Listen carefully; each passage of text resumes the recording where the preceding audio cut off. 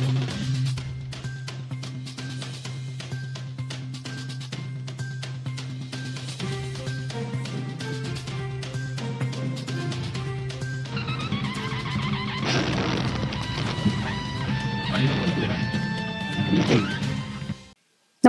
आपण पाहता Hirkani news. Hirkani news प्रत्येक क्षण ताज्या घडामोडी आणि महत्त्वाच्या प्रत्येक बातमीसाठी नेहमीच. जिल्हा परिषद शाळेच्या क्रीडांगणासह अतिक्रमणाची चौकशी करण्याची मागणी. गावातील जिल्हा परिषद प्राथमिक शाळेचे क्रीडांगण, शाळेची जागा तसेच शाळेच्या मालकीच्या शेतीबाबत चौकशी करून वस्तुस्थिती स्पष्ट करावी अशी मागणी ग्रामपंचायत सदस्य प्रमोद सूर्यवंशी सरकार व अमृतसिंह शिंदे सरकार यांनी प्रशासनाकडे केली आहे. गट नंबर 495 पैकी सिटी सर्वे नंबर 898 या जागेवर अतिक्रमण झाल्याचा आरोप करण्यात आला आहे.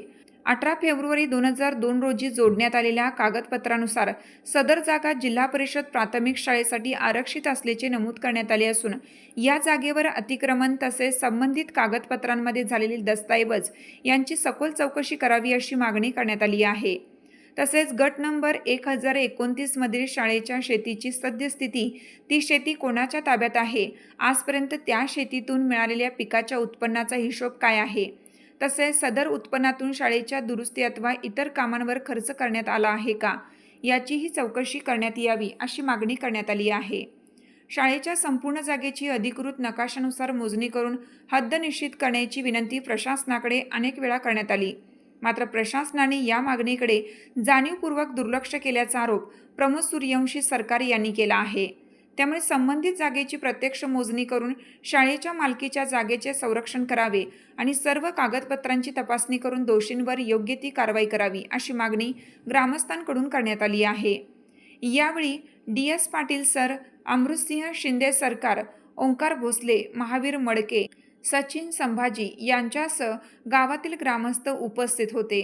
प्रशासनाकडून या प्रकरणाची अधिकृत चौकशी झाल्यानंतरच संबंधित आरोपांबाबत अंतिम वस्तुस्थिती स्पष्ट होणार आहे.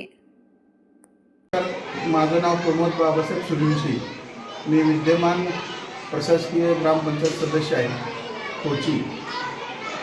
आज इथं प्राथमिक शाळेच्या क्रीडांगणासंदर्भात जे क्रीडांगणावर अतिक्रमण झाले व प्राथमिक शाळेची 1029 गट नंबरमध्ये शेती आहे, या संदर्भात मी वारंवार ग्रामपंचायत प्रशासन असेल 2023 पासून, यावेळेला 2023ला ज्या क्रीडांगणावर अतिक्रमण झालं, आज त्या क्रीडांगणाच्या चतुर्भुज सीमा टाकून पण काही लोकांनी आता तिथं खरी दस्तबिल मारायचं काम केले.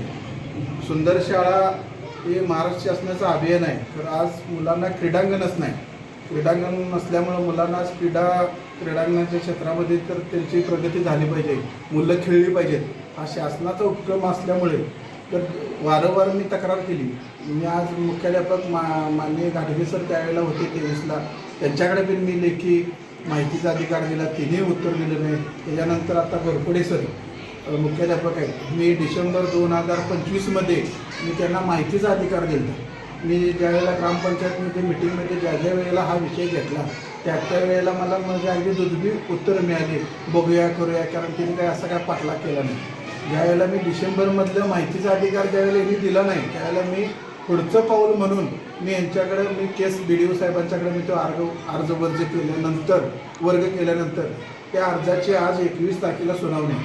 त्याचबरोबर आज आम्ही शाळेमध्ये आज आमच्या सगळ्यांच्या वतीनं परत आम्ही एक निवेदन देण्यासाठी आमचे ज्येष्ठ मार्गदर्शक महावीर मडके यांच्या मार्गदर्शनाखाली DS पाटील सर, रणजित पाटील, सचिन पाटील, ओंकार भोसले, बंधू सपकाळ, महेंद्र पाटील, अमृत शिंदे सरकार, या शाळेचे आता नूतन अध्यक्ष झालेले अमर पाटील, सचिन पाटील, केंद्रे सर, कृष्णात सपकाळ, ही सर्वच मंडळी जी शाळेवर प्रेम करणार आहे. कारण आपली शाळा, ज्या शाळेमध्ये आम्ही शिकलो आहे, ज्या शाळेतनं अनेक PSI झाल्यात, अधिकारी झालेत, काय न्यायालयात झालेत, अशी जी लोकं इथं शिकलेले आहेत, त्या लोकं इथं शिकलेल्या शाळेचं फार मोठं योगदान आहे.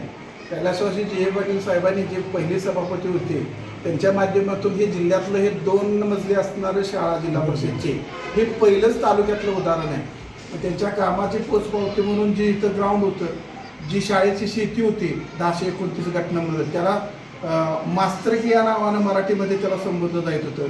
आम्ही त्यामध्ये हुलगा काढायला एकदा गेलेलो होतो. म्हणजे त्यावेळेला सोयाबीन नसायचं, पाणी नसायचं, त्यामुळे तिथं कोरडवाहू म्हणजे पावसावर शेती असायचं. त्या शेतीचं पण भविष्यामध्ये या 30-40 वर्षामध्ये कुठं मागमूस नाही.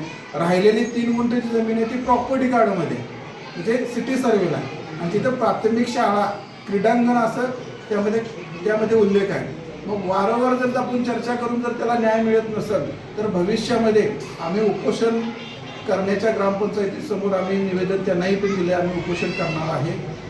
होता येईल तेवढं लवकरात लवकर अतिक्रमण काढून घ्या. ते सार्वजनिक आहे, कुणाच्याही मालकीचं नाही. आपली शाळा आहे ती शासनाच्या माध्यमातून यांनी दखल घ्यावी. वारंवार आम्ही वरच्या वरिष्ठांना पण फोन केलेला आहे, BDO साहेबांना पण विषय सांगितलेला आहे. आता माझे जिल्हा परिषद सदस्य मी यामध्ये प्रवीण यादव यांनी भरघोस निधी या शाळेसाठी त्यांच्यानंतर दिलेला आहे. त्यांच्या कानावर विषय केलेला आहे. फक्त हा विषय मगाशी अमृत सिंधुदुर्गकर त्यांचा फोन आला की तुम्ही हा विषय म्हणजे मला नुसतं उलट माहिती मी काही लेखी त्यांना दिलं नाही. भविष्यामध्ये त्यांना पण आम्ही निवेदन देऊ. त्या अर्थ शिक्षण सभापती आहे. एवढं बोलून माझं छोटंसं भाषण संपवतो. जय हिंद, जय